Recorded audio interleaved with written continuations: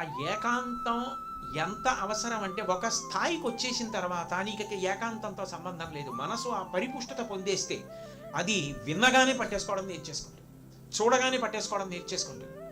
అప్పుడు ఇంకా నీకు అక్కర్లేదు. అలా కూడా అవుతుందా అంటే ఆయన దానికి ఒక గొప్ప ఉదాహరణ చెప్పేవారు.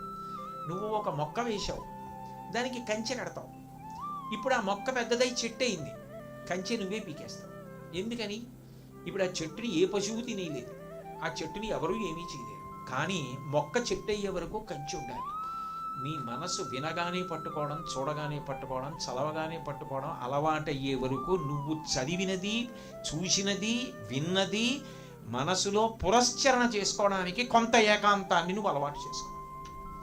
అది నీలో బాగా తిరుగుతోందా, గుర్తుంటోందా నీకు అన్నదాన్ని నీకు నువ్వు పరిశీలించుకోవాలి. నీ మనసుకి నువ్వే సాక్షి, నీ మనసు మీద నువ్వు అధిపతి.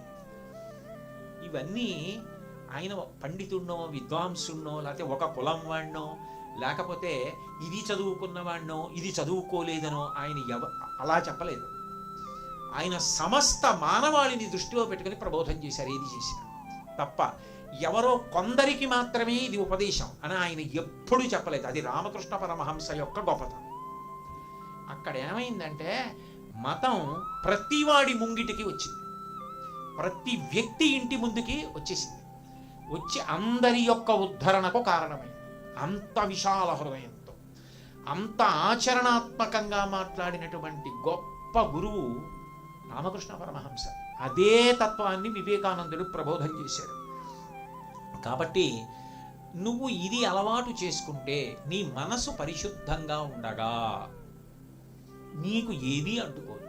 మనసు పరిశుద్ధమై భగవంతుణ్ణి పట్టుకుని ఉండగా నిన్ను దోషం అడ్డుకుంటుందని అస్తమానం బెంగ పెట్టుకుని కుంగిపోకుండా ఉండడం అలవాటు చేసుకో. ప్రతిదానికి నేనేదో అయిపోయానా, నాకు పాపం వచ్చేసిందా, ఇలా ఆలోచించడం మాని. పనసతొనలు తీయాలి అనుకోగానే ముందు చేతులకి నూనె రాసుకో. నూనె రాసుకున్న తర్వాత నీకు పనసతొనలు వస్తాయి తప్ప పనస పండు జిగురు అడ్డుకోదు. ఒకసారి భక్తి బాగా పట్టుకో, ఇక సంసారం నిన్నేం చేయదు.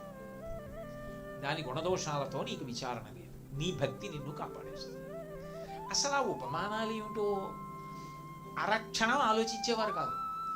ఆలోచించకుండా అడగడమే తర్వాయి వెంటనే ఉపమానం చెప్పేవారు.